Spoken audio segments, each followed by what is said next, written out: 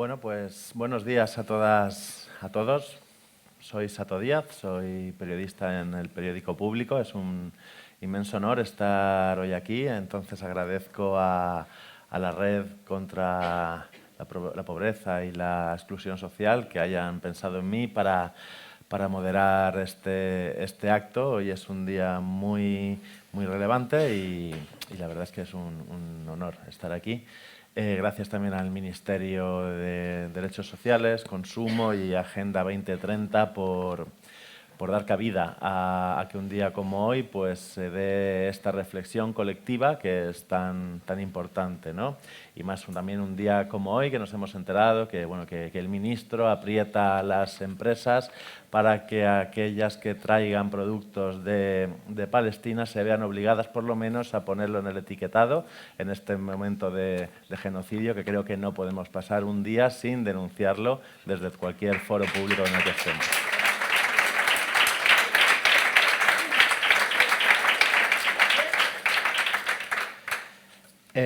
Bueno, este debate plantea un análisis de cuál es la situación actual de la pobreza en el Estado español, cuál es la percepción social que tiene la sociedad de la pobreza y cuál es la relevancia que la política institucional, sobre todo en el Congreso de los Diputados, la política parlamentaria le da, ¿no? La actual situación, ya hemos escuchado algunos datos, escucharemos más datos sobre el estudio que hoy presenta la Red, es desoladora, ¿no? Vivimos tiempos de aumento del riesgo de pobreza y exclusión social en nuestro país, debido especialmente al coste de la vivienda.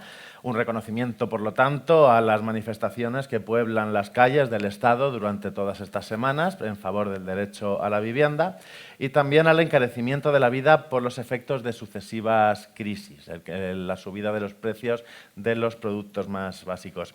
El porcentaje de personas en riesgo de pobreza o exclusión social se incrementó en el pasado año, en el 2023, y alcanza ya la friolera cifra de 12,7 millones de personas en el Estado español, el 26,5% de la población, según el 14º informe el estado de la pobreza en España de la red, del cual iremos conociendo más detalles durante este acto.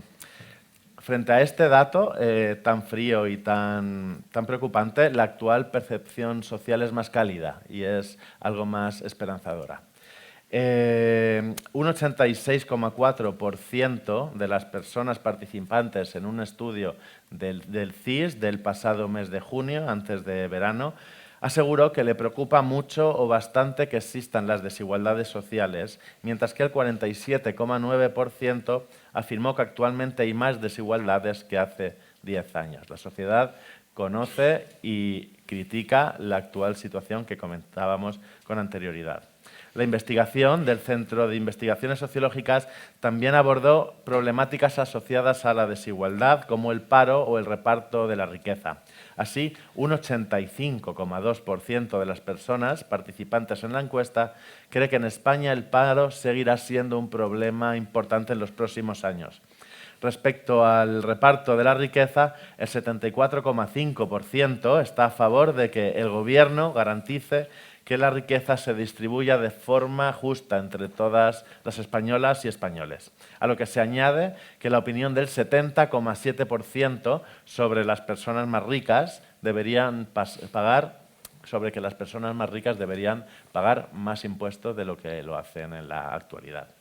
Estos datos también se reflejan en el Eurobarómetro de abril del 2024. No es una opinión meramente española, sino que es bastante compartida entre la ciudadanía europea, lo cual, ante un panorama bastante oscuro y desolador, pues creo que hay una luz, un halo de esperanza que creo que en momentos como los que vivimos no deja de ser necesario también para fortalecernos y para abrazarnos las unas con las otras. Frente a esta percepción de la sociedad, contrasta con la invisibilización de la cuestión de la pobreza en el debate político, que es a lo que nos hemos juntado hoy aquí, todas y todas, para analizar y para debatir. Conoceremos los datos de este trabajo que ha realizado la Red de lucha contra la pobreza y la exclusión social en colaboración con Political Watch, la plataforma Political Watch. Pero básicamente podemos hablar de qué presencia de la temática de la pobreza y parámetros asociados en las intervenciones parlamentarias en el Congreso y en el Senado en la legislatura número 15 de este periodo democrático, y también analiza este estudio por el que nos estamos juntando hoy aquí, el impacto de los discursos de odio asociados a la pobreza. Cómo el relato aporofóbico se hace hueco en nuestras instituciones públicas y en los medios de comunicación, y cómo los efectos de la desinformación y de los bulos también inciden precisamente en las personas que sufren la desigualdad social y la pobreza. Para hablar de todas estas cosas tenemos con nosotras a Ruth Caravante Vidriales, responsable de incidencia política de la red. Muchas gracias por sentarte aquí. A Belén Agüero, directora de investigación en Political Watch, un think and do think que trabaja para generar espacios y debates orientados a la mejora de la calidad democrática y la justicia social. Y a Guillermo Infantes, periodista que forma parte del equipo de verificación de Neutral.es, especializado en la detección y monitorización de desinformación en redes sociales. Para arrancar y dar el turno de palabra a mis compañeras de mesa, Ruth, yo creo que podrías comentarnos cuál es la importancia de este trabajo que presentáis hoy y cuáles son también las principales conclusiones del informe. ¿Por qué desde la red se decide indagar en cómo se está hablando en las cámaras legislativas de pobreza y cómo habéis enfocado este trabajo? Bueno, pues el por qué, voy a dar 3 razones, que podría dar muchas más, pero como hay un tiempo finito y os querréis ir a casa a comer por lo menos. La primera de ellas es por lo que estamos aquí hoy todos y todas, ¿no? Porque es el corazón de todas las entidades y redes que forman parte de APN, y es porque la pobreza es una vulneración de derechos sistemática a una parte importante de nuestra comunidad, a una parte cada vez más importante. Y es una vulneración de derechos que se ve reflejada en todos los aspectos de las vidas de las personas que viven pobreza. Es decir, se ve reflejado en la vivienda, que hablamos mucho de ella, se ve reflejado en tener una temperatura confortable en la vivienda, se ve reflejado en la cesta de la compra y si puedo acceder o no a bienes necesarios, ¿no? Se ve afectado en el proyecto de vida que puedes hacer sobre tu vida, ¿no?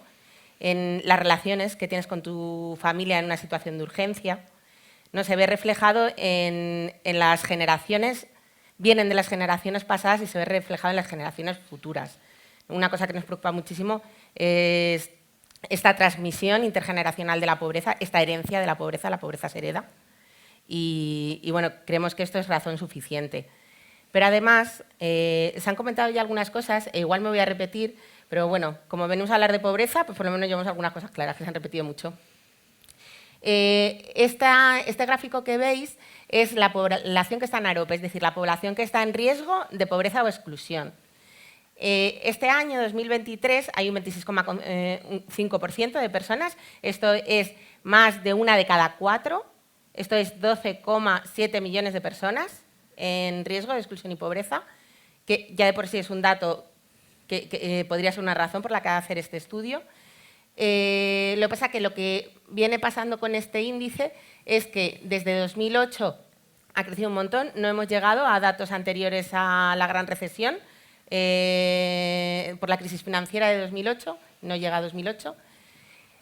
Y en los últimos años que se creó una pequeña bajada, volvió a subir con el COVID. ¿Qué pasa? Que se pusieron adelante medidas del escudo social que hicieron que esta cifra bajase hasta el 26%.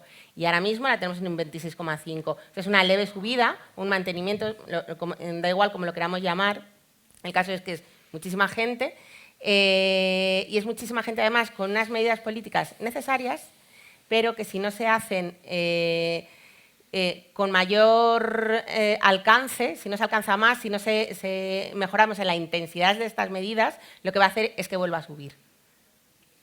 Además de esto, pues cosas que ya han dicho varias veces, ¿no? Justo antes de las elecciones europeas, este año, se hizo una encuesta y la mayoría de las personas en Europa consideraban prioritarios los temas como la lucha contra la pobreza. En España era el segundo, después de la sanidad universal. Y el estudio que ya hemos citado varias veces sobre existencia de desigualdades sociales, ¿no? Un porcentaje muy alto, altísimo de la población está preocupado. No, nos encontramos con estos 3 puntos. Entonces, ante esto, nos preguntamos, ¿por qué lo hacemos? Pues porque nos preguntamos, ¿se está hablando lo suficiente en las cámaras legislativas sobre pobreza? No lo sabemos. No sabemos que se habla, que no sabemos cuánto es, si es mucho, si es poco. Bueno, sabemos que se habla. Pero nos preguntamos, ¿se está hablando lo suficiente? Y en el caso de que se está hablando lo suficiente y se esté trabajando, ¿se está informando de lo que se está trabajando a nivel político en temas de erradicación de la pobreza? No, estas son las preguntas que nos llevan a hacer este análisis con las compañeras de Political Watch. ¿Cómo lo hacemos? Pues tiene una herramienta fabulosa de la que ahora hablarán, que está basada en monitorizar los objetivos de la Agenda 2030. Nosotras seleccionamos ciertos ODS, que, como podéis ver ahí, por supuesto el 1, pero no nos queríamos parar en el 1. ¿Por qué? Porque como venimos diciendo, la pobreza es sistemática y es multifactorial. Y en ese multifactorial lo que pasa es que la pobreza a las personas la vive una y todas esas cosas le pasan a una persona, pero las competencias están divididas. Las competencias están divididas y los objetivos para la erradicación de la pobreza están divididos en varios ODS. Entonces, no nos queremos quedar solo con el 1. Somos ambiciosas. ¿Vamos a erradicar la pobreza? Dentro de esos objetivos afinamos un poquito más, ¿no? Y nos vamos a las metas. Para afinar, o sea, dentro de ser ambiciosas necesitamos afinar para poder hacer un análisis que podamos manejar. Y ahora decimos, bien, pues todas estas metas, todas estas cosas que queremos estudiar, ¿dónde las vamos a estudiar?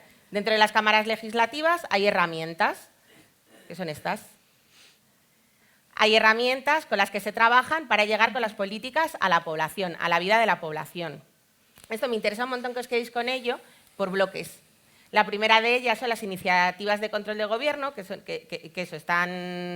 están hechas para controlar la acción de gobierno. Son preguntas de diferente forma. La segunda de ellas son iniciativas de orientación política, que esto es, se quiere ver qué peso hay sobre un tema concreto, qué peso hay en la Cámara, y en base a ese peso se exige un pronunciamiento o una acción al gobierno, ¿no? Y tercero son las iniciativas legislativas, es decir, las leyes. No vienen todas del mismo lugar, pero son las leyes. Y sí que me interesa que os quedéis eso, con el primer bloque, segundo bloque, tercer bloque. Porque del primer bloque hay muchas, pero son procesos mucho más cortos y que en principio tienen su utilidad, pero tienen mucho menos impacto en la población. De hecho, esto es lo que os contaba. La primera de ellas son las preguntas con respuesta escrita, que suponen un 76%, es decir, 3/4 partes.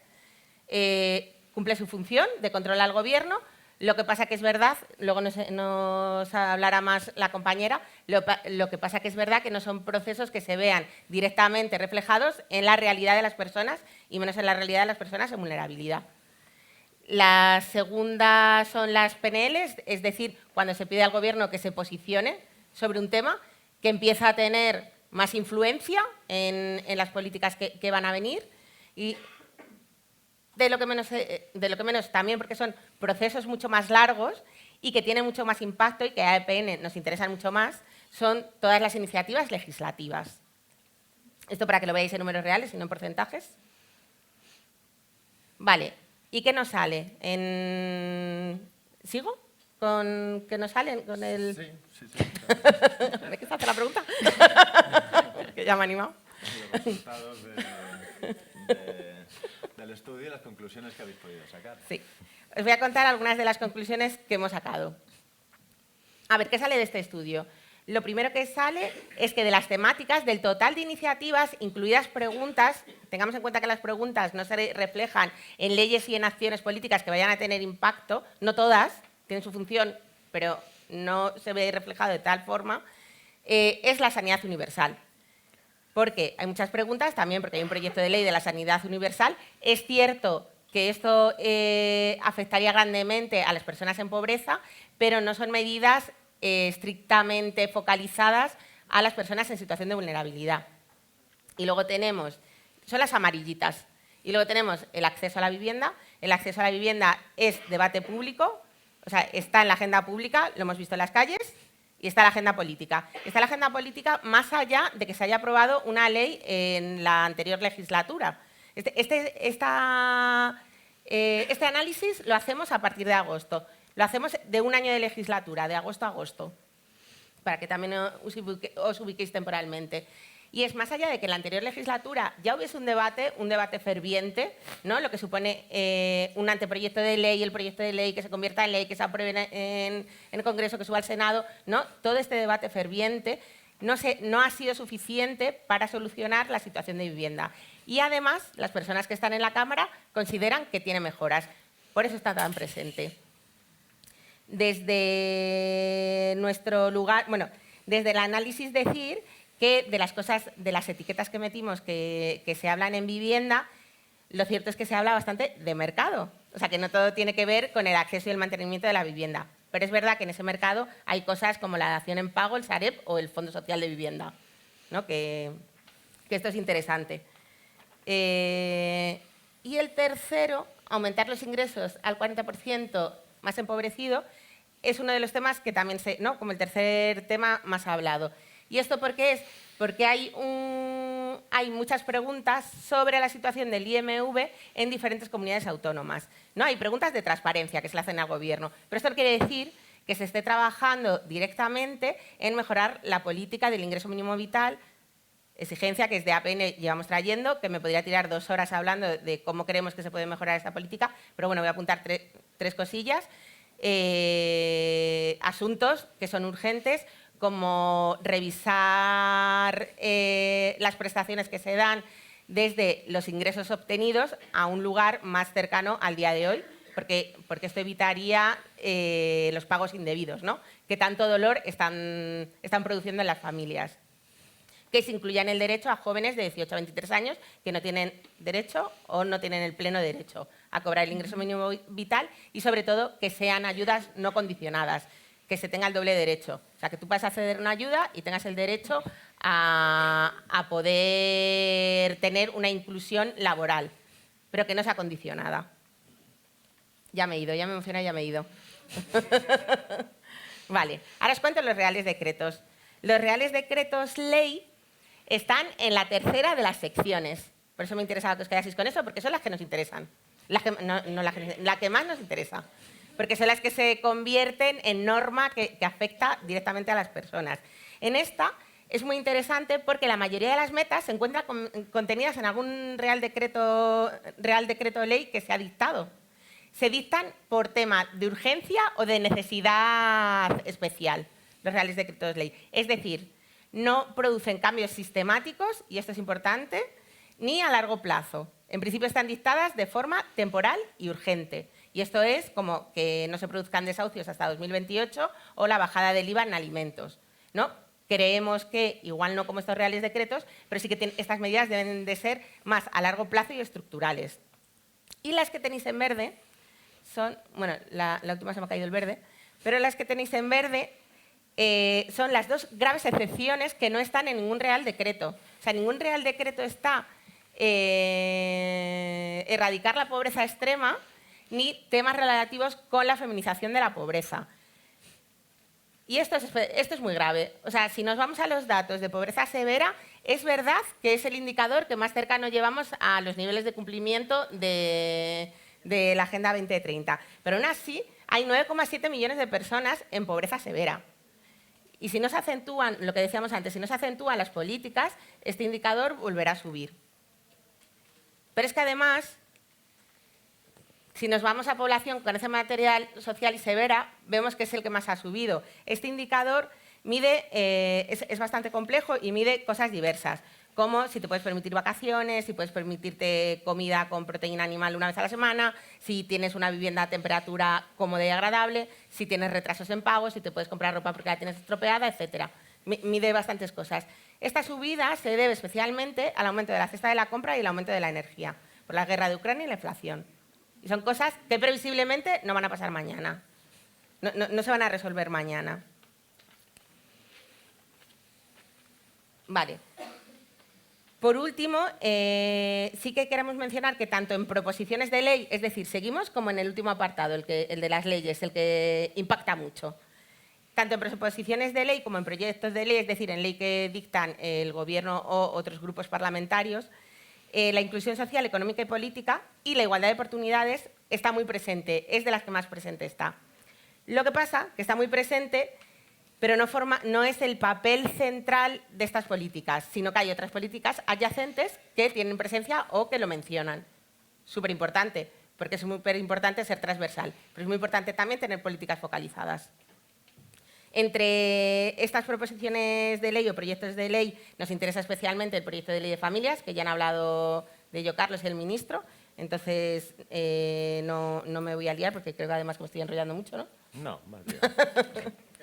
Entonces me rollo. Porque no nos interesa esta ley por muchas cuestiones y es una ley, las leyes cuando salen siempre son objeto de mejora. Pero es verdad que esta ley contempla la prestación por crianza a menores de 3 años, la ampliación de los permisos de nacimiento, el trato preferente a familias vulnerables, y esto es importante, que haya siempre un objetivo foco en familias vulnerables en todas las legislaciones que afectan directamente a familias vulnerables. Contempla equiparar derechos de las familias monoparentales con las familias numerosas, también muy importante. Más de la mitad de las familias monoparentales se encuentran en riesgo de pobreza o exclusión. Y además contempla el derecho a Internet, que también es novedoso, y contempla garantizar derechos a niños y niñas que vienen de familias migradas, que también es una novedad. Dentro de los proyectos de ley hay uno interesante, que es el de movilidad y transporte, porque se está empezando a trabajar la movilidad para todas y todos. Y se está empezando a trabajar el concepto de pobreza en el transporte.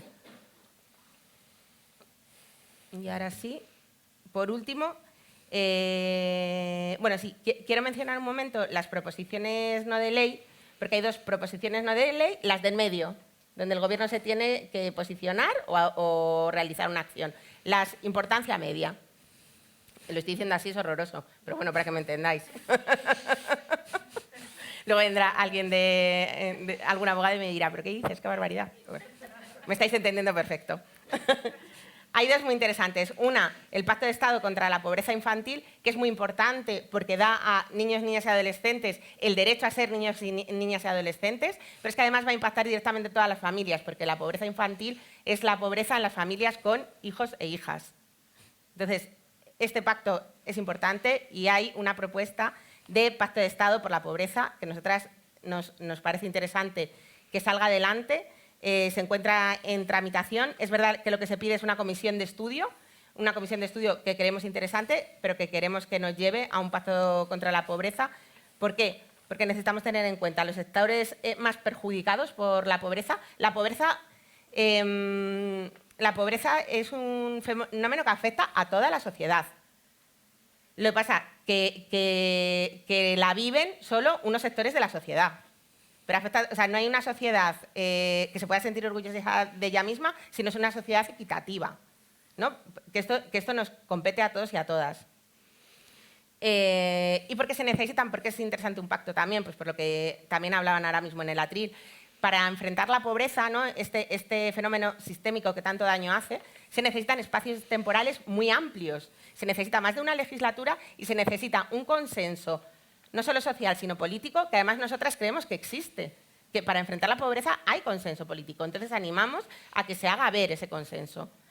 Y por último, súper breve, en el Senado lo que hemos visto, se vuelve a hablar de vivienda, pero el segundo tema más importante de estos que hemos seleccionado es el trabajo y los derechos laborales. En concreto hay una moción que es como una PNL, lo de medio, que en el Senado se llama moción, que habla sobre revisar aquellos aspectos de la ley de extranjería que están precarizando las vidas de las personas que trabajan en temas de trabajo de hogar, en trabajo doméstico y de hogar. Y eso es importante, ¿por qué? Porque hay consenso. O sea, en esto hay consenso, está saliendo, o sea, se ha debatido, está saliendo. O sea, hay consenso. Por eso creo que hay una actitud de consenso para erradicar la pobreza. Y sin más, así como elementos globales, es que la pobreza la necesitamos, aunque haya que trabajarla en las diferentes parcelas o competencias que toca, hay que mirarla de manera global porque las personas que la sufren, las personas que son víctimas de la pobreza la sufren de manera global, con lo cual necesitamos mirarlo global políticamente. Necesitamos que estén presentes las personas expertas en pobreza por experiencia, es decir, que estén, o sea, que en la norma esté la visión de aquellas personas a las que le afecta directamente la pobreza. Y luego, una conclusión que sacamos, que yo ahora, como va a hablar Belén, igual nos puede hablar más de esto, es que realmente en las cámaras no se habla poco de pobreza. No es que no preocupe, ¿no? Como en términos absolutos o en términos relativos. No es que no preocupe, sí que es un tema importante que de una forma u otra se está tratando. Pero sí que nos preguntamos que por qué no se informa entonces. Y ahí lo dejo. Muchas gracias. Belén Agüero, directora de investigación en Political Watch. ¿Cómo se realiza un análisis de estas características y cuáles son las dificultades de analizar un concepto tan estructural por un lado y multifactorial por otro como la pobreza? Vale, gracias. Gracias, Tato. A ver, yo voy a complementar algunas cosas que ya comentó Ruth, que las explicó genial. Me gustó mucho de los 3 niveles, porque creo que es muy claro y ayuda muchísimo a entender. A ver, como decía Ruth, nosotros elegimos este primer año de legislatura que nos parecía interesante analizar desde el inicio de la legislatura hasta el verano de este año. Y si bien entendemos que la pobreza es un fenómeno multifactorial, justamente por eso decidimos que era un buen punto de partida abordarla desde el paraguas de la Agenda 2030. Porque este paraguas y no otro, o sea, podríamos haber elegido cualquier enfoque, ¿no? Para elegir estas temáticas que comentaba Ruth, estos ODS, los temas que abordan los ODS. Y aquí voy a tomar unas 2 palabras que dijo Carlos Ucías justo antes de entrar al acto, que decía que la Agenda 2030 finalmente es una serie de compromisos, o sea, son compromisos que han adoptado todos los países del mundo en 2015, que parece que hubiera sido en otra vida ya por todo lo que pasó desde entonces, y que son compromisos que deberían cumplirse antes de 2030. Son compromisos que se han adoptado, quedan solamente 6 años y ya se sabe que solamente un 20% de esos compromisos es probable que se cumplan para 2030. Y esa agenda, ese paraguas, tiene como aplica ya esa mirada transversal que comentaba Ruth, ¿no? Que es necesario porque son competencias que están en un montón de ministerios. No es solo el Ministerio de Derechos Sociales, es, como decía, ¿no? Antes, es Hacienda, es Salud, es Educación, es Vivienda, es decir, son un montón de factores y por eso nos pareció que era un buen paraguas. En ese sentido, trabajamos con una herramienta que se llama Parlamento 2030, que es una herramienta que facilita este análisis, o sea que metodológicamente facilita bastante este análisis porque lo que hace la herramienta es una herramienta de uso gratuito que desarrollamos desde Political Watch junto con el Ministerio de Asuntos Exteriores, que lo que hace es monitorizar de manera diaria todo lo que pasa en el Congreso de los Diputados y analizar cuál es su vinculación con cada uno de los ODS y con cada una de las metas de esta agenda. Ya superando este primer reto, que es entender que la agenda es multidimensional, es decir, una agenda muy transversal, que una misma iniciativa parlamentaria de estos 3 niveles que comentaba recién Ruth puede estar vinculada con diferentes ODS, puede estar vinculada puede hablar de pobreza, pero al mismo tiempo puede hablar de educación, pero al mismo tiempo puede hablar de vivienda, es decir, puede vincular diversos factores. Y por eso decidimos cómo trabajar esta herramienta. Esta herramienta lo que hace es, a partir de no voy a aterrizar mucho porque esta parte es la metodológica que hacen mis compañeros de tecnología, pero lo que hace el software es vincular todo el texto, o sea, es ir leyendo cada una de las iniciativas, que manualmente sería imposible leer todas las iniciativas parlamentarias, e irlas vinculando con cada uno de los temas que se aborda en cada meta. Entonces, Ruth recién decía que hay una meta vinculada a la pobreza extrema, que implica hablar de pobreza extrema dentro del Congreso, pues la herramienta tiene una serie de conceptos clave, una serie de palabras clave que han sido desarrolladas de la mano de la sociedad civil con la participación de múltiples organizaciones, entre ellas plataformas como EAPN, para entender de qué hablamos cuando hablamos de pobreza extrema, de qué hablamos cuando hablamos de acceso a la vivienda, de acceso a la educación, de participación real, e ir haciendo esta vinculación. A partir de ahí, pues el siguiente paso ya fue mucho más sencillo. Trabajamos de la mano con EAPN para seleccionar cuáles eran estos 9 ODS, que podrían haber sido más, que se vinculan de distintas maneras con la pobreza desde ámbitos muy amplios. Y a partir de ahí, como empezar a profundizar en el análisis, ¿no? Esta mezcla de análisis cuantitativo y cualitativo que estuvimos trabajando. En el caso del Senado fue un poco más complicado, pero al mismo tiempo es interesante ver cómo las diferencias que hay entre ambas cámaras, ¿no? En el caso del Senado, nuestra herramienta no monitoriza la actividad del Senado, solamente está centrada en el Congreso de los Diputados, pero el Senado cuenta con un tesauro propio, un tesauro que ya clasifica toda su actividad parlamentaria en una serie de temáticas y una serie de subtemáticas. Que aquí viene la primera pregunta que también nos tenemos que hacer respecto de cómo podríamos mejorar esa accesibilidad de la información, eso de que se informe lo que se hace en el Congreso, ¿no? Este tesauro es un tesauro sencillo, es un tesauro que está muy bien clasificado por temáticas y subtemáticas, que se podría aplicar en el Congreso de los Diputados, es decir, la tecnología claramente está a disponibilidad, pero en el caso del Congreso, al final, hay una barrera entre accesibilidad y usabilidad de la información que es un poco más difícil de superar, ¿no? Y eso ha sido uno de los retos que hemos tenido que enfrentar a la hora de este análisis. Otro de los retos ha sido que me gustó mucho la clasificación, cómo Ruth lo mostró en estas 3 categorías, porque cuando un ciudadano común quiere entrar a la página web del Congreso y entender qué está pasando, cuál es la actividad parlamentaria, no es muy amigable, vamos a decirlo de esa manera. Ya los estados de tramitación son muy complejos de entender, hay más de 15 estados de tramitación diferentes, los tipos de iniciativas se clasifican por montones, es muy difícil de entender qué implican realmente las iniciativas de control, qué son las de orientación política, cuáles son las legislativas, todos los tipos de iniciativas legislativas que hay, que nosotros seleccionamos las más importantes, pero también fueron las que salieron de ese primer filtrado de ver cuáles estaban hablando las temáticas que trabajamos con EAPN.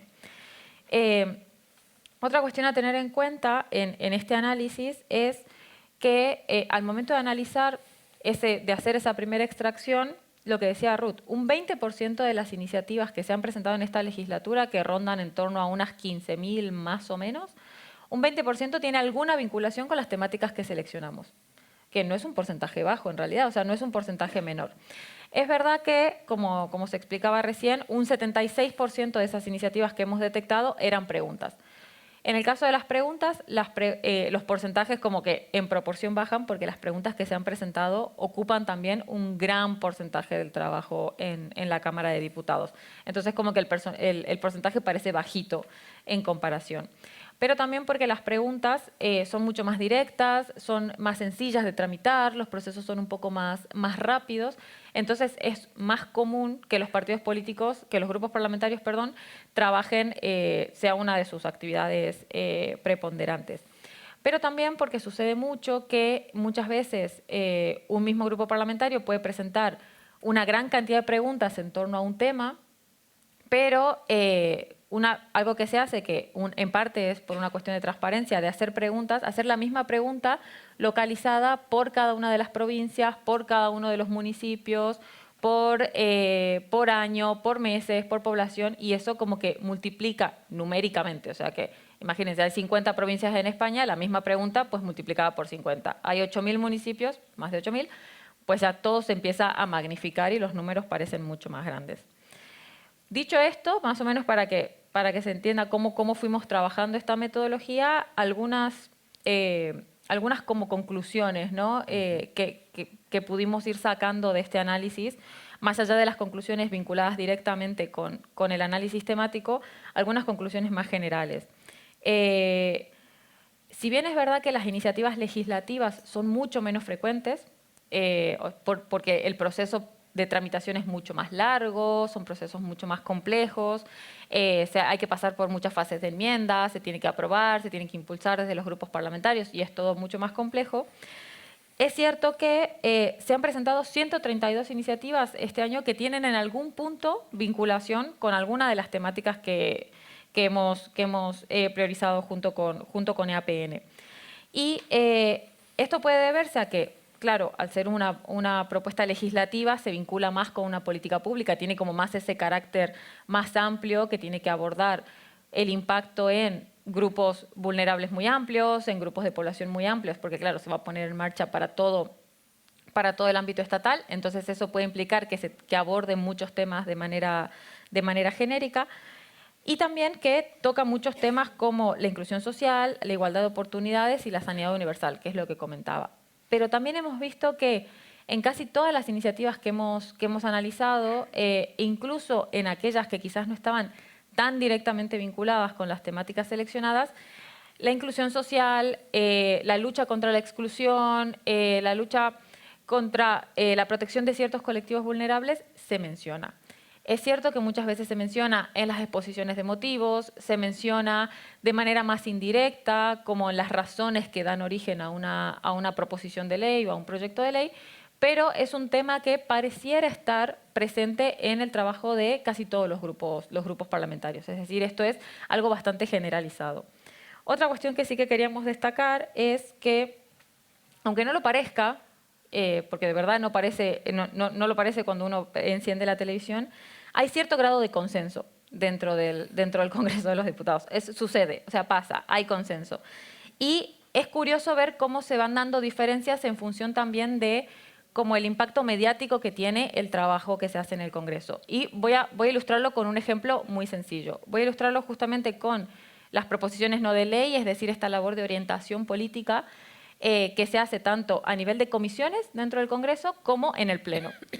Mientras que a nivel de comisiones, el 48% de las iniciativas que hemos detectado que se han aprobado han sido impulsadas por el Grupo Popular, en el Pleno se invierte totalmente esta relación y casi el 67% de las iniciativas han sido impulsadas por el Grupo Socialista. Entonces, vemos ahí como una primera hipótesis de esa relación que hay entre lo mediático que puede tener la actividad en el Pleno, que al final se televisa mucho más, está mucho más presente, ¿no?, en las redes sociales y demás, versus el trabajo que se hace en comisiones, que también es muy interesante y también es muy potente. Y por otro lado, que también es cierto que llega más, o sea, llega mucho más a los medios, ese disenso, esa discordancia entre grupos parlamentarios de lo que pueden llegar estos casos donde hay consenso, ¿no? Bueno, ya explicaban, o sea, el caso de la ley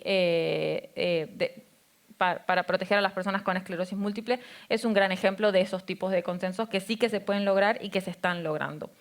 Respecto al Senado, que el Senado es verdad que tiene también un menor impacto mediático por la propia naturaleza del trabajo que se hace dentro del Senado, pero que han habido iniciativas y mociones muy interesantes dentro de este contexto. Sí que nos llamó la atención que, a pesar de que hay un equilibrio de fuerzas diferente en el Senado, la probabilidad de éxito que tiene una iniciativa o el carácter de las iniciativas no varía tanto respecto al Congreso. Es decir, los porcentajes de aprobación, del diálogo que se está dando, no varía tanto respecto al Congreso. Y que es cierto que en el Senado las iniciativas suelen tener un carácter mucho más regional, mucho más territorial, por la misma lógica del trabajo que tiene la Cámara.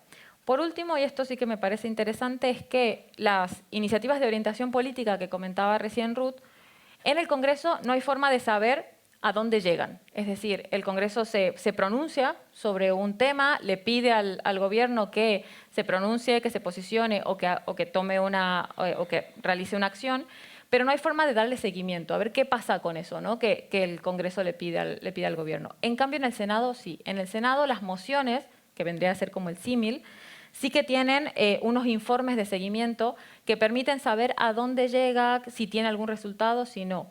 Con lo cual también vemos de nuevo, no es que sea imposible, puede ser mucho más trabajoso, claro, porque el volumen al final de actividad es bastante diferente, pero son pequeñas vías de rendición de cuentas también a la ciudadanía que pueden aportar, pequeños caminos hacia una mejor transparencia de las cámaras, de las Cortes Generales, que creemos desde Political Watch que pueden ser interesantes profundizar, ¿no? O sea, más allá de las temáticas que estemos abordando, que en este caso es súper importante trabajar en ello y hacer incidencia en ello, pues también exigirle a las Cortes eso, mayor transparencia y una mayor rendición de cuentas del trabajo que hacen. Lo dejo ahí. Muchas gracias, Belén. Muy, muy interesante.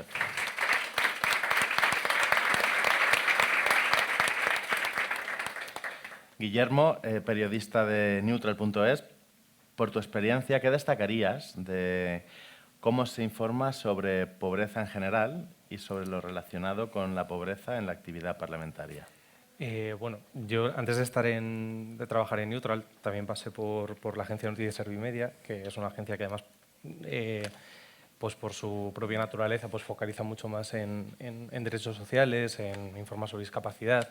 Y tenéis mucha razón, y has hecho muy bien, Ruth, al principio en establecer un poco las diferentes iniciativas, ¿no? Que hay tanto en el Congreso como en el Senado, y casi pues, estableciendo casi un ranking de prioridad, ¿no? O cuáles son quizás las que realmente sacan trabajo adelante, que son aquellas que son legislativas, ¿no? Las proposiciones de ley, los proyectos de ley, los reales decretos, etcétera, etcétera, de pues, lo que son las preguntas escritas, que quizás tienen que ver más con un control al gobierno, las PNLs, que al fin y al cabo son instancias al gobierno a hacer algo, que bueno, pueden marcar quizás o pueden llegar a determinados consensos, pero es interesante lo que decías de el Congreso es mucho más que lo que ocurre en una sesión plenaria, plenaria en la Cámara, o es mucho más que lo que ocurre en la sesión de control al gobierno, que en la sesión de control al gobierno, evidentemente, pues todos los focos están puestos, creo que son los miércoles, ¿verdad? Es que hace mucho que ya no llevo actividad parlamentaria, que no la sigo,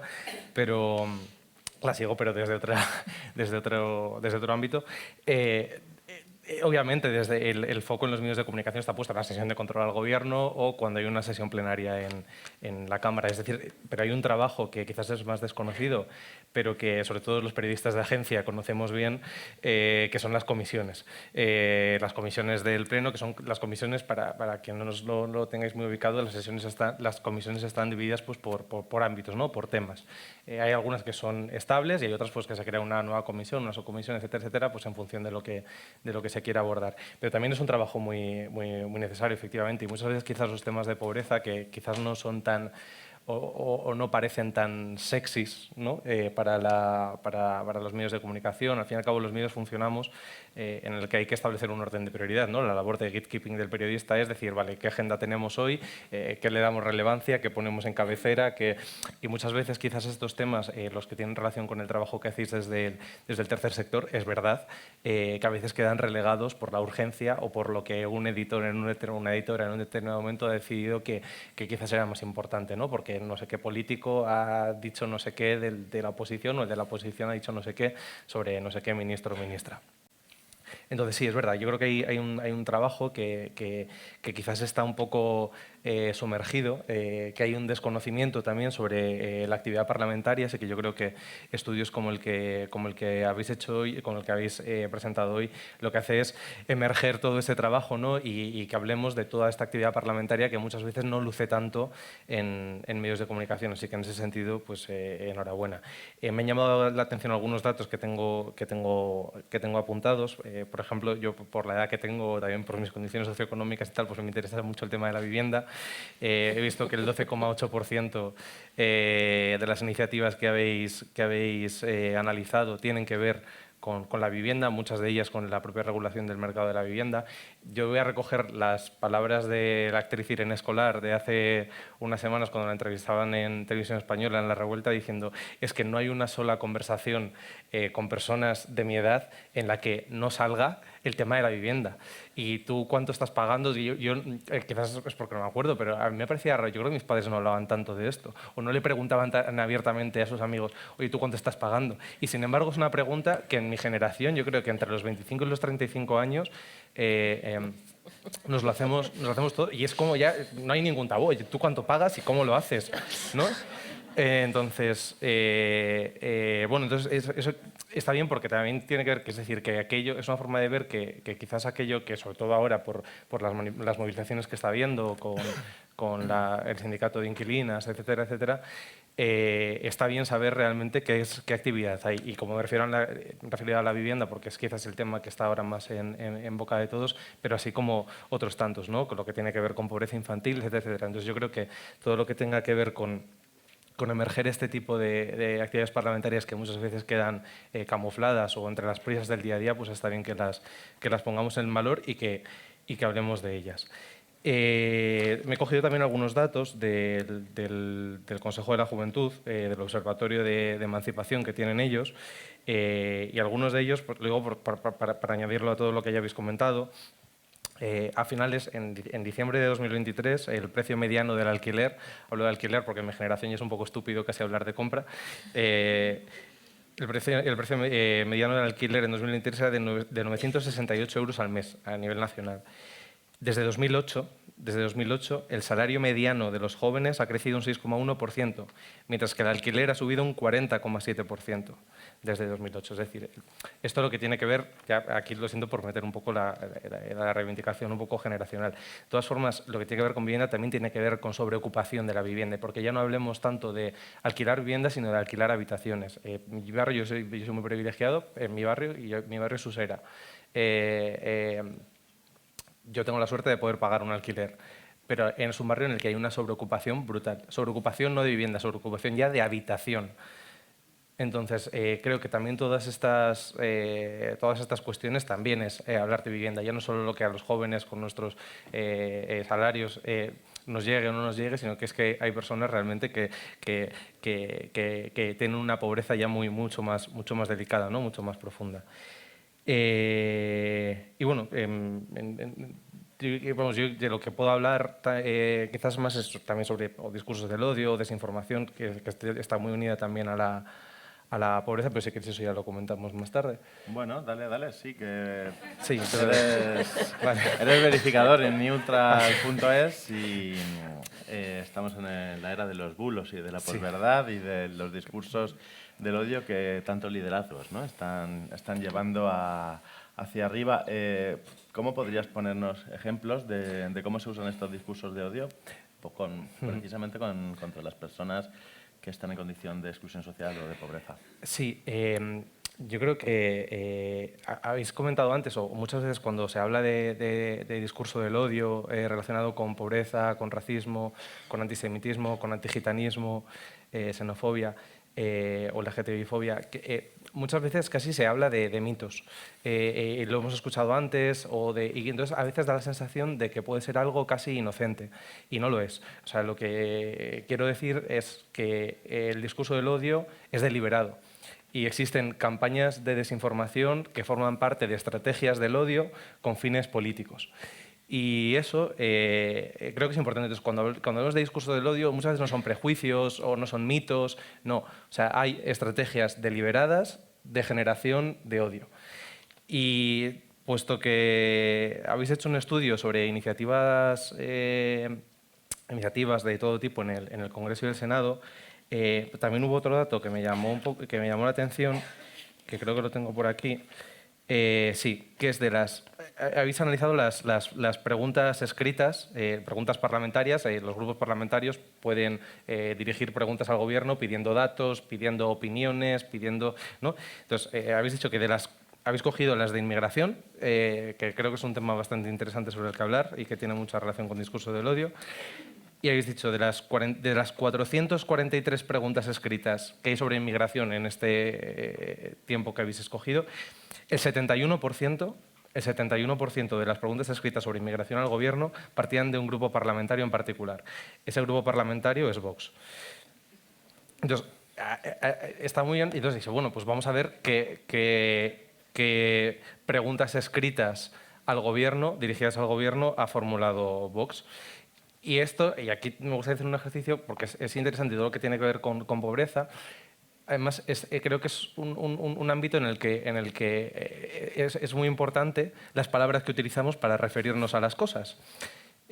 Porque en el fondo las palabras también son las que nos guían o nos ayudan a comprender ideas o explicar ideas. Entonces, pues gracias a que se acuñan palabras nuevas, tenemos la palabra porofobia, acuñada por Adela Cortina, que nos ayuda a explicar el fenómeno de la pobreza, ¿no? El rechazo o por qué existen según y qué actitudes de odio, ¿no? La palabra porofobia. Bueno, pues vamos a ver qué lenguaje utiliza en este caso el grupo parlamentario que ha dirigido el 71% de preguntas parlamentarias al Gobierno sobre inmigración.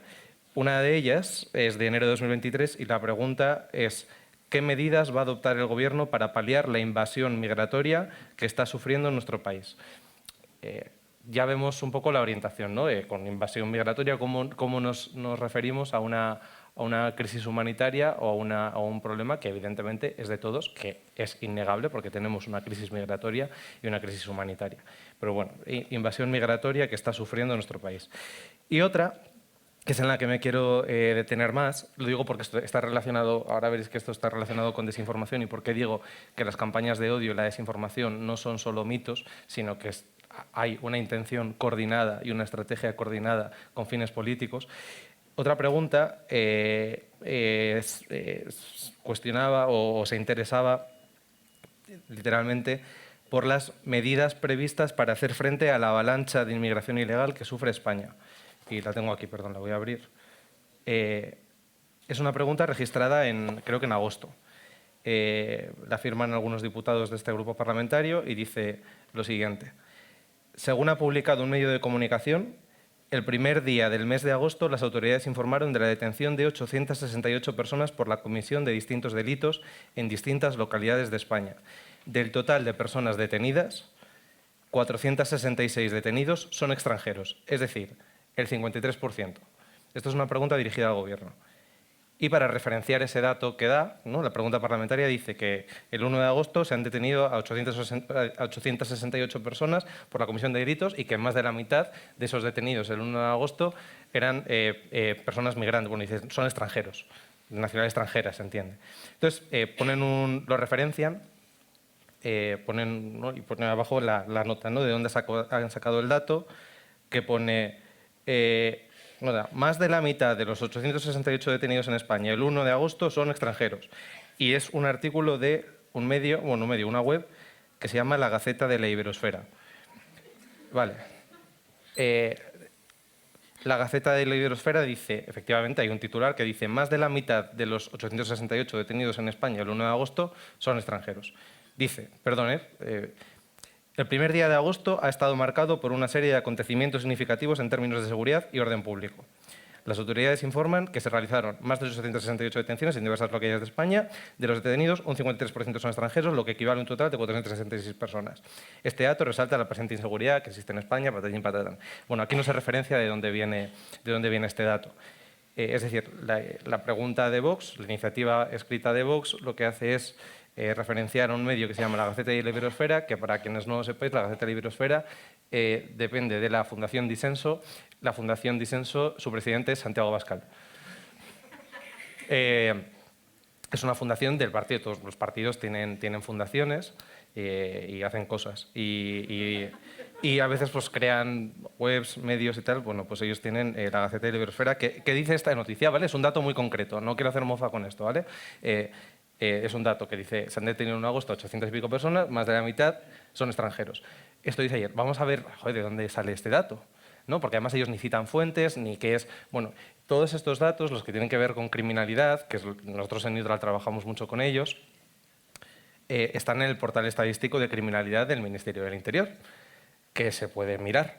También está también el INE también da datos sobre criminalidad, pero bueno, la fuente más fiable o a la que nosotros solemos recurrir es el portal estadístico de criminalidad. Bueno, el portal estadístico de criminalidad no dice nada de que el 1 de agosto de 2024 se hayan detenido 860 y tantas personas y más de la mitad sean extranjeros. Bueno, lo que trato de decir con esto, y ahora vamos a ver más datos, es que esto no es inocente, esto no es puede existir una conciencia de que colectiva en España, a lo mejor, o hay un discurso deliberado de relacionar a las personas migrantes, que es un colectivo además muy empobrecido, de vincularlo con la inseguridad y con la criminalidad. La tasa de criminalidad en España, los últimos datos, es de 48,6 delitos por cada 1.000 habitantes. En 2008 era 3,5 puntos más alta, es decir, ¿hay un problema de criminalidad hiperalto? No, ¿vale? Pero sí que vamos a hablar de otros datos. Sí que tenemos datos sobre los delitos de odio, es decir, hemos visto que la tasa de criminalidad en los últimos años no está subiendo de la forma en la que, según y qué discursos, parece que está subiendo, ¿vale? Y luego más atribuido a un determinado colectivo. Entonces vamos a hablar de los delitos de odio, que también el portal estadístico de criminalidad da datos de delitos de odio. Entre 2018 y 2023 los delitos de odio han crecido y hablamos de hechos esclarecidos. Se puede ver en el portal estadístico de criminalidad los hechos esclarecidos. No son hechos conocidos, sino esclarecidos. De 2018 a 2023 han crecido un 79,65% los delitos de odio. Por cierto, se me ha olvidado decir una cosa, perdón. Porque estamos hablando del dato de Vox que decía que más de la mitad tal. Bueno, si se acude al portal estadístico de criminalidad que decía, del total de detenidos e investigados en España durante 2023, esto es del balance semestral, es decir, estos son datos de enero a junio, del total de detenidos e investigados en España durante 2023 entre enero y junio, el 22,7% era extranjero, el 22,7%, no más de la mitad, como decía la iniciativa, la pregunta escrita de este grupo parlamentario. Eso simplemente por acotar el dato. Pero bueno, volvamos a los delitos de odio. Bueno, esto es un poco la tabla, ¿vale?, extraída del propio portal estadístico. Los delitos de odio han crecido un 79,65% en 5 años, entre 2018 y 2023. Los delitos de odio por racismo han crecido un 120% en 5 años. Los delitos de odio por orientación sexual y identidad de género han crecido un 109% en 5 años. Entonces, quiero decir, el discurso del odio también genera inseguridad, que parece que aquí solo genera inseguridad la crisis migratoria. O sea, no podemos negar que según y que, ¿no? Es decir, pues porque hay debates que pueden ser más o menos serios sobre el control de fronteras o quién viene, quién tal. Puede haber a lo mejor un discurso serio, pero realmente los datos no soportan una realidad que está tratando de defender ciertas narrativas o ciertos discursos, ¿no?, desde actores políticos también. Entonces, bueno, a lo que iba, el discurso del odio también genera inseguridad. De hecho, el último informe del Departamento de Seguridad Nacional, una de las cosas sobre las que alerta, sobre las que pone el acento, es sobre la radicalización de los jóvenes, la radicalización violenta de los jóvenes. Entonces, esta radicalización violenta, ¿por qué es? Porque hay una estrategia coordinada de generación de odio en la que entra la desinformación, como hemos visto, con fines políticos. Y nada, eso es simplemente lo que quería decir. Pues si queréis algo más de desinformación, pues hablamos. Muchas gracias.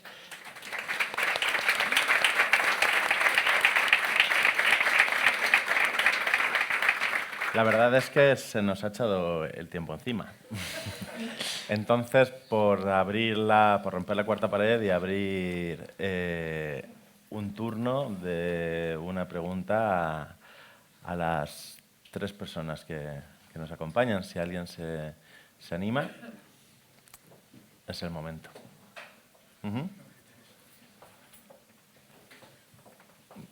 Dale. Vale. ¿Para quién era?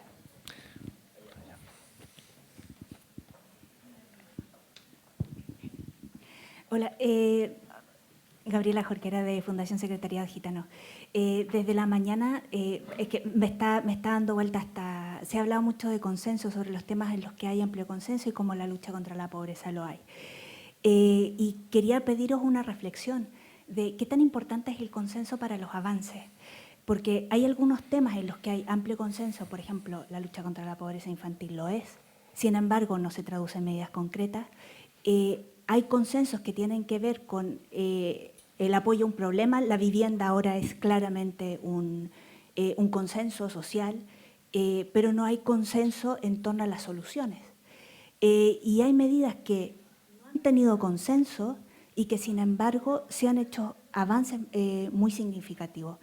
El primer ejemplo que me viene, la verdad, es que es una tontería, pero lo de prohibir fumar en los bares no era un tema de consenso. Sin embargo, pues se puso la medida y ya está. Frente a lo que mencionaba Guillermo de la cantidad de bulos, es algo que percibimos como un problema, no tenemos claras las soluciones. Nada, quería esto, como, no sé si me estoy explicando, ¿no?, sobre qué tan importante es el consenso para los avances y si tenemos que centrarnos en buscar ampliar consensos en torno a las soluciones o si tenemos que generar más conflicto, en realidad. No sé quién quiere. Recogemos preguntas y luego... Sí. Tenemos que ser muy breves en las respuestas. Hola, soy Mar de Servicios Sociales del Ayuntamiento de Alcobendas. A mí también me ha dado un poco como a Gabriela. Yo creo que la inacción o una acción interesada sobre la pobreza también puede generar esa sensación que favorezca esos delitos de odio. ¿Qué quiero decir con esto? Que si yo no trabajo con personas con enfermedad mental grave que terminan en la calle sin tratamiento, tiradas, sin no sé qué, si se va quedando en calle un montón de gente más empobrecida, que por estadística va a haber un porcentaje significativo de migrantes, cuando pasa en un momento de desesperación y de búsqueda de la subsistencia, pues me iré a dar noticias sobre la ocupación ilegal de viviendas, sobre el ataque a las personas. Es decir, creo que también cómo se intervenga sobre la pobreza o cómo se deje de intervenir va a favorecer el fortalecer esos discursos deliberados de odio. Entonces, también tendremos que hacer un control no solamente sobre el Congreso y sobre la visibilidad, sino sobre las acciones y las políticas reales sociales que estamos prestando en la Administración, porque el dejar de hacer cosas o hacerlas en algún sentido va a favorecer también determinadas cosas.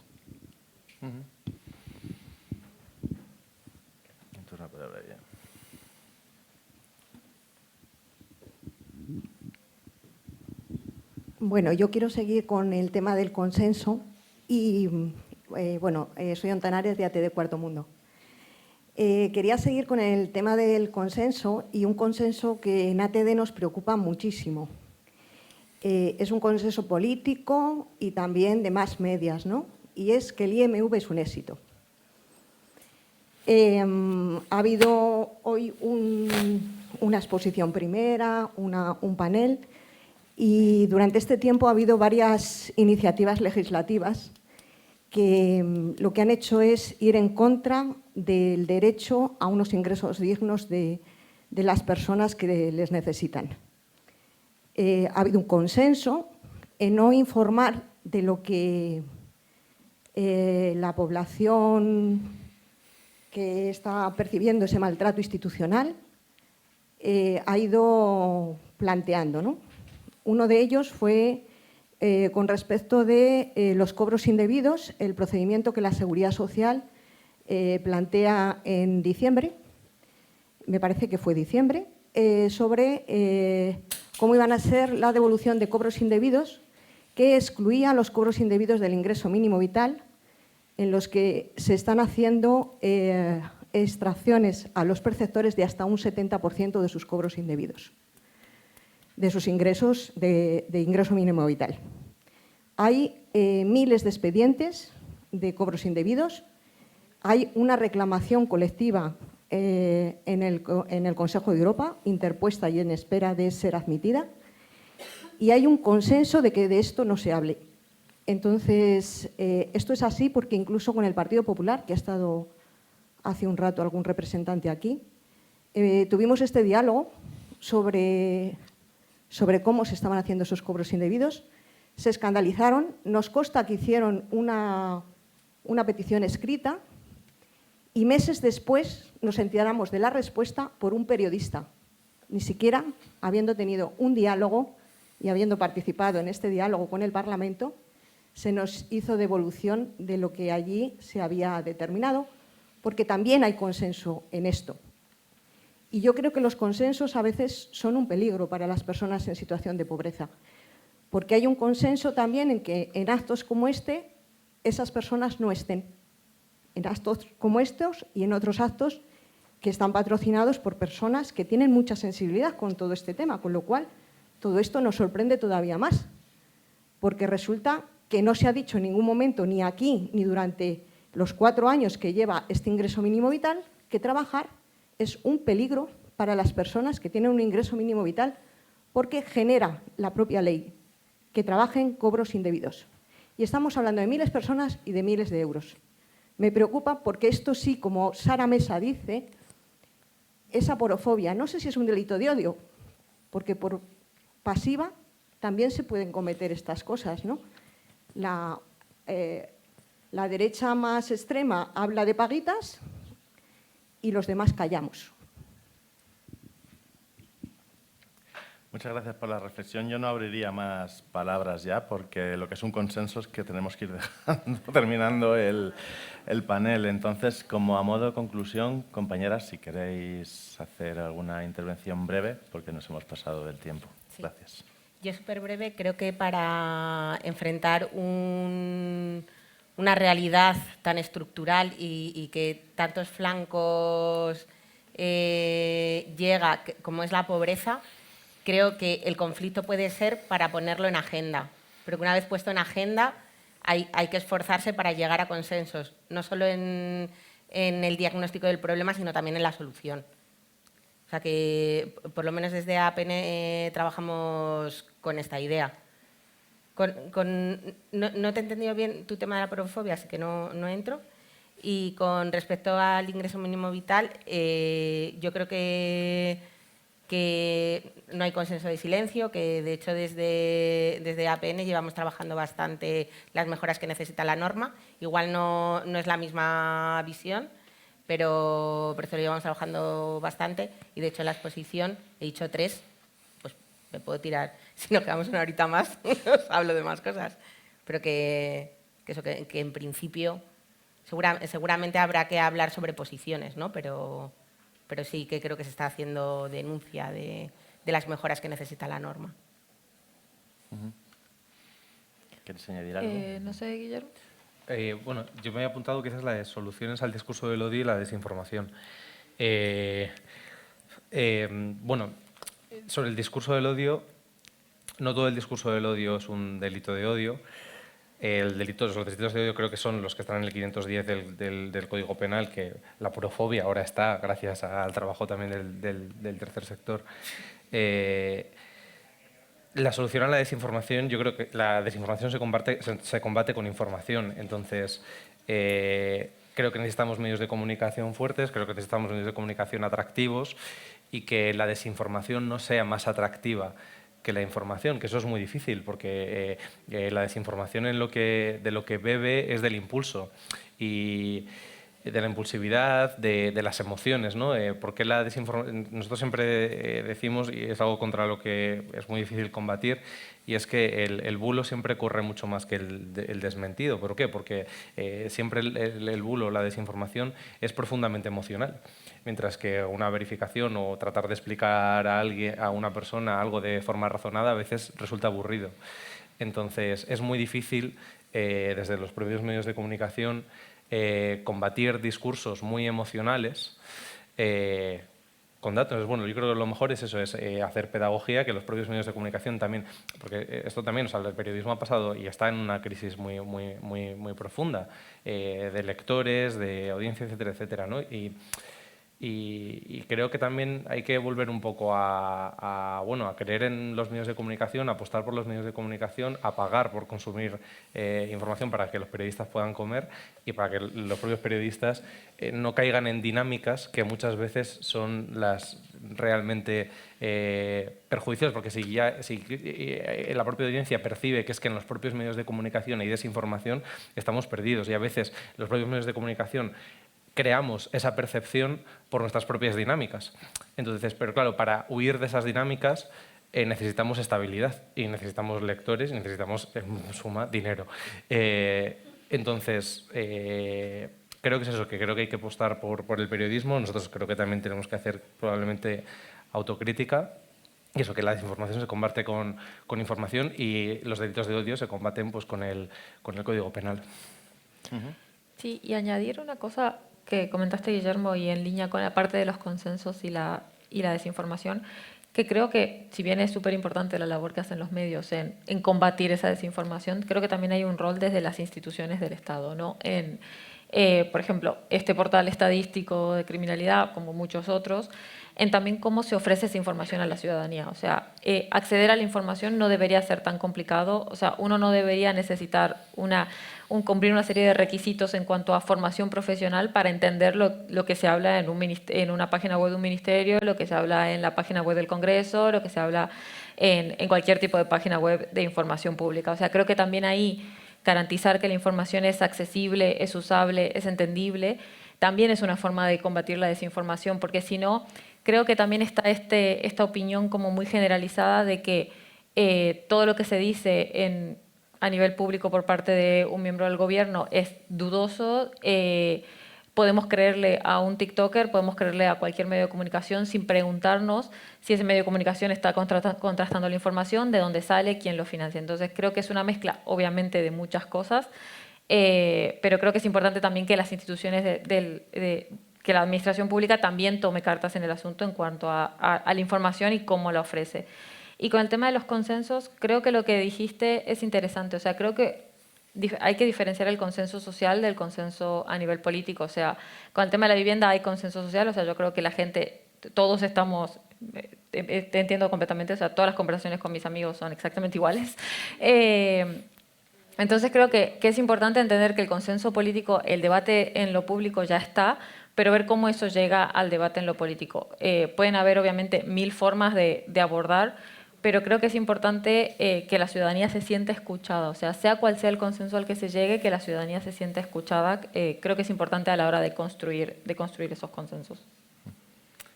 Bueno, pues ha sido un verdadero placer, muy interesante las aportaciones de las tres. Muchas gracias a la red, muchas gracias al Ministerio y muchas gracias a vosotras y a vosotros por escuchar. Un placer.